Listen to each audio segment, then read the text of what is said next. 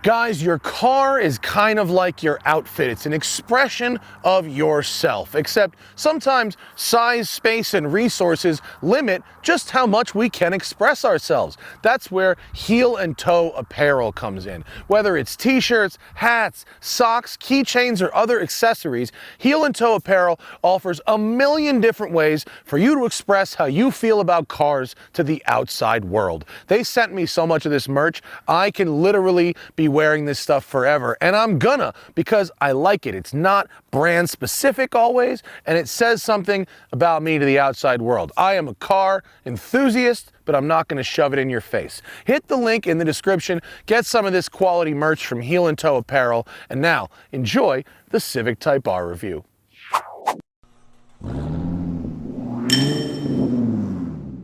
Hey folks, welcome to the side of the canyons. A misty morning. Yeah. It rained all night, so we have damp roads, although it's not too cold, but because it's damp and we're in the canyons, we can't go quite as quick as we might ordinarily go, but that's okay, because we're in the Civic Type R limited edition. I drove the Civic Type R in 2017, or 17, I think, Came out in right? 2018, I think. I drove it at Grid Life. Okay. Summer of 17, I think, before it came out, I believe. But I made a video with it on the track at Road Atlanta, going as hard as I could go. So if you want to see me go as hard as I can go in the Civic Type R, I have a track video for that.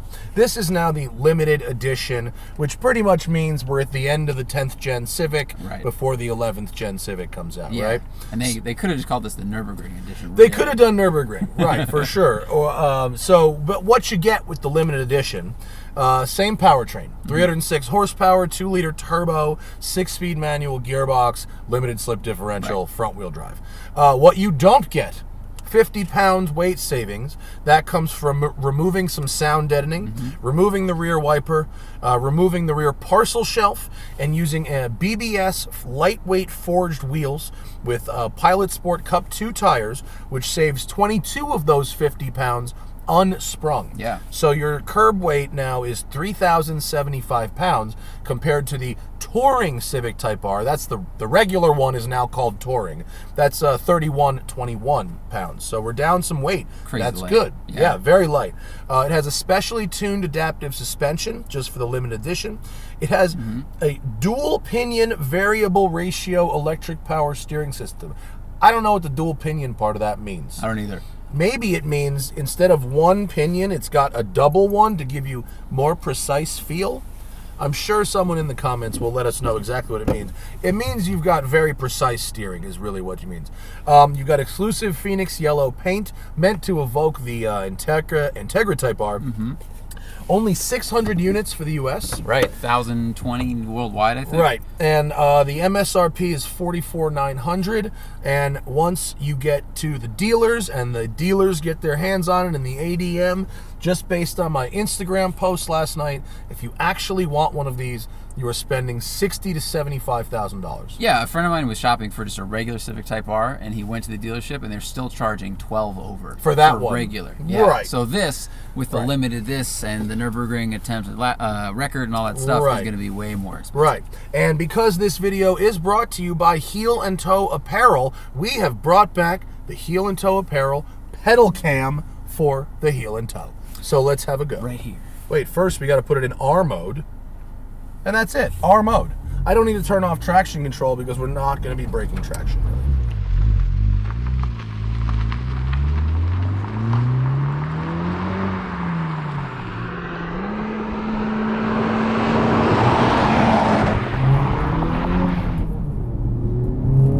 Yeah, but we could very easily in 3 gears. Oh my god. This engine is super stout. When the Civic Type R came out, Motor Trend did like a big, comparison with Golf Type R, STI, Focus RS, and it beat all of those to 60 and in the quarter mile. Right. It almost beat all of them in the quarter mile. It had a higher trap speed than all of them, and it beat them all to 100 miles an hour also. That's a front-wheel drive once car. you're moving, it's faster. From the dig, the all-wheel drive, right? Obviously.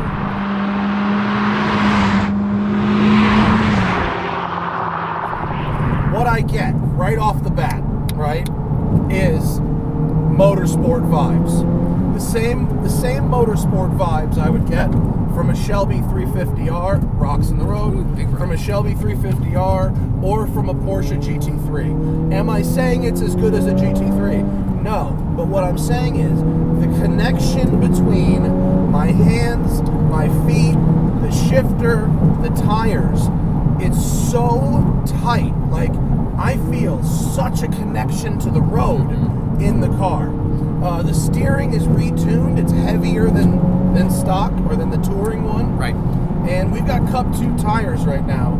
Probably not ideal for these conditions, but good for track days.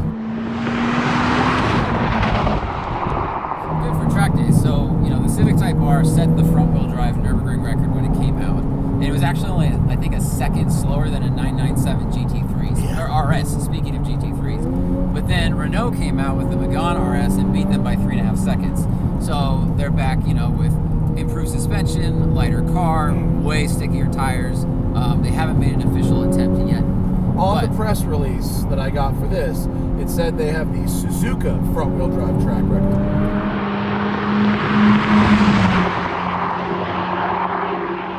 This car is super potent, super quick, super engaging, and it inspires me to drive it fast. Yeah. If I had one, I would get a lot of tickets. It's very fun to drive fast. It's very fun to weave through traffic and be kind of a dick. The shifter, Zach. The shifter is the best shifter that you can buy in a car for less than Porsche's, whatever you can get Porsche's 6-speed, right? Really? Yeah. South of a Cayman GT4 or a 911 GT3, that is the best shifter in any car at any price. New, of course. We're not talking about old school gates, but if you've ever driven a Honda S2000, Honda makes the best shifters. It's so, the throw, the weight, the precision, the fact that the clutch is really, really light, but I can feel the exact friction zone in underneath my New Balance is just very good.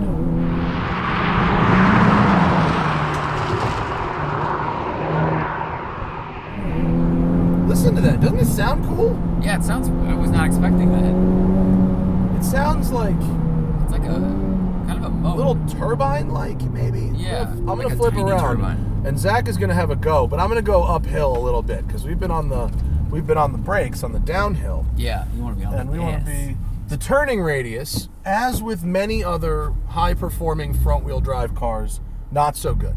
When you've got that transverse engine up there, and then you've got wide front tires, it's a terrible combo. Right. Here, look. So blows them off in first, blows them off a little in second. By the time we get to third, we've got grip. There's a little torque steer, a little. Yeah, they've tried to mitigate it. They added some bars and new bushings to this car. Well, they actually refined it in 2020 also to try to mitigate the torque steer, but you can only do so much when you have this much power, this much grip. I really like the gear ratios. Gear ratios are great. If a Cayman GT4 had these gear ratios, yes. Yeah, you're actually getting the shift here. Oh, it's so good. When you've got a great gearbox, you want to be able to use it, And what's the red line in this? 7. Okay. It's a turbo motor. It doesn't have a ton of revs. 7 is respectable. 7's a lot. But it's got a fat mid-range punch. From 4 to 7, it's really on the boil. I love the seats. They are supportive, but also really soft. You really sink into them like a Tempur-Pedic pillow. They're deep, but they're roomy enough that you feel like, it's a little bit luxurious. You got a little space to move around, but they're holding me in place just fine. Same Brembo brakes as the standard car. They work very well. You want to do pads and fluid for track work, but they hold up. I did track day on a stock one, in Road Atlanta, big fast track, and it was good. And you might notice that the brakes, compared to the first couple of years, were slotted and drilled, and they got rid of that in 2020 because people on the street were having pad buildup in the slots and causing a pulsing brake feel. Now so they switched it out, and the brakes got a little bit lighter as well. Oh, that's good to know. All right, now the Zach will drive. Right. So for me, I don't want to put too many thoughts in your head because you haven't driven this at all. No, last one I drove was in 2018, right. 2019. So I don't want to put too many thoughts in your head, but as I said in the beginning, what really stands out to me is the connection between the driver and the road. Mm-hmm. And that, I hope that... I'll leave it where it is. And that, to me, is so much better than you get with any of the other cars in this class. Even the next best was Focus RS. Mm-hmm. Below that is Golf R. Right. But this, just you'll see. Just when you start to get the power down, it feels like they have eliminated drivetrain loss. Oh, yeah. You see what I mean? Yeah. It's so easy to drive this car Right? fast. Wow. I mean, and the visibility out the front for a front engine car is really exceptional. Really good. Yeah. Great window. And actually, I'll give them points. You know, they do an okay job considering there's a giant wing in the back too. You know, they make it the shape of the windshield, the rear window, so you can actually see. Yeah, shapes is something this car has a lot of. Oh, Zach is mobbing. This is so easy to drive quickly. Hello, Those are new rocks in the road, huh? Yeah, a little bit right last So how nice is the shifter and the pedals, the shifter's right? really great. I mean, I'll slow down a little bit, but I wasn't trying to make you slow down. I was just trying to talk to you about the shifter and the pedals. It's got a little nice resistance. You can definitely feel the gates. Yeah, the pedals talk to you pretty well. You know, the clutch doesn't have a ton of feel, but that's not something that really bothers me, honestly. Some people were commenting in our Corolla video that clutch feel is why people aren't buying manuals anymore. Like, that's not why they're not buying manuals anymore.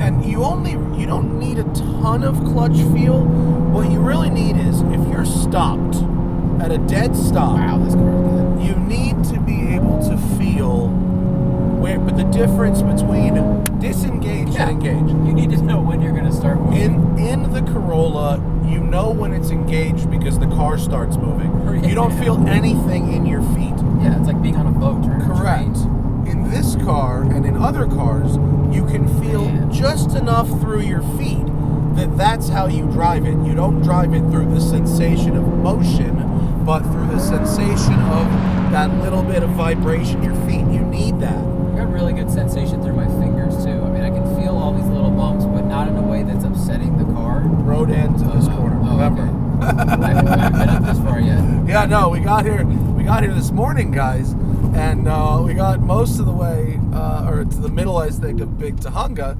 and here it is, and it is closed. Oh wait, don't. Oh, I was gonna insist that you get out of here before this lady in this blue car. Like hurry. Got an e-brake turn. Oh no. Oh, we're hosed. That would have been, I would have. I should have ducked in right. And you should have just made her wait for you. Yeah. This is a very impressive car. Like right. when they first came out, I didn't like them because looks are subjective, and I still don't like how it looks. I don't like how it looks either. I was just trying to be impartial or. No, I don't care. I don't care for the looks at all. I don't care for the yellow. I don't care for the shredder helmet styling, right, all that stuff. But objectively, my only complaint with the early cars was that they were overheating on the track, and then they opened up the grill by 10-13%. They cooled the temps down a bit. They've kind of addressed those problems because people are going to drive this on the track really hard, and they've allegedly fixed it. I'm sure if you hammer your car on the track for 30 laps, you might have a problem. But I mean, it was a known problem that had a solution. And even back then, the ride of this car is really good. Their suspension, the electronic dampers are excellent. And then for 2020, they sped up the refresh rate by a factor of 10. So it's reading the road 10 times faster than it used to. So that's why this thing is, we're hearing all these cracks on this road, and this is not a great road. But it's a very bumpy road. Feeling that through the seat. I'm feeling what I want through my fingers, but I'm not feeling every little crack going through them and shaking the car, which is a really hard thing to do. But I would say that it has a ride quality that is comparable to a more expensive sports sedan, and it has a connection between driver and road that is better than basically all the other hot hatches. Yeah, I would definitely agree with that. Yeah, steering inputs, shifting inputs are great. It's impressive. It was impressive, and they just made it better. It's just a little louder inside because they got rid of the sound deadening. Yeah, but like, why don't they just do that on all the cars? Like, this not. I don't need one that's quieter than this. It's a Type R. Oh, very good point. Getting rid of sound deadening is a cheap way to charge a lot of extra money for a car. Yeah. I mean, eliminating equipment. Like, granted, this car's got 20-inch forged BBS wheels. Okay, those cost money. I get it. Yeah. Right? Everything else they've done is either just change settings or eliminate things. Take things away, right? And for that, it's $8,000 more to Honda, and then $15,000 to $20,000 more to the Honda dealer. It costs them a lot of money to take away that rear wiper, because it only rains in the front of the car anyway. So, anyway, we're going to end this video now. But with 600 units produced for the U.S., 1,200 globally, they are going to find 600 suckers. 100%. Oh, for sure. And if you spend dealer ADM on this, you are a sucker. I mean, period. Because this is one of the best, not the best, but one of the best $45,000 cars you could buy. Right. It is nowhere near the best $60,000 or $75,000 car you can buy. No way, no how. $65,000, $70,000, you are in much better car territory. So don't be a sucker. Don't pay that guy. Don't buy that Honda dealer principal's boat. That's what you're doing. The guy who owns that Honda store needs a new boat. It's a pandemic. His kids are stuck at home. He needs a boat now. Depending on where you are in America, it's going to be a different kind of boat. But that guy wants a boat. And he knows that car enthusiasts, 100%, like music fans, where they're, whatever StubHub goes, oh, it's sold out, but we'll sell you a ticket for 3 times. And you're like, well, I love this band. I'm going to go. 100%. So if you're a Type R person, or if you just like really good cars and like driving, they're going to get you. 100%. Don't buy that guy's boat. If you spend more than sticker on this car, you're a moron. But at sticker, it's a fabulous automobile that is worth every dollar Honda is asking for it, I think. Yeah, I totally agree. All right, that's our video.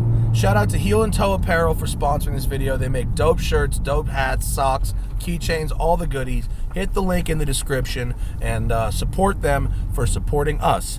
And that's it. Bye. See you later. Bye. Get out of here. Gone. And remember, always fight your tickets. Use code TST10 on the Off the Record app available in the Android and iOS store, or go to offtherecord.com/TST.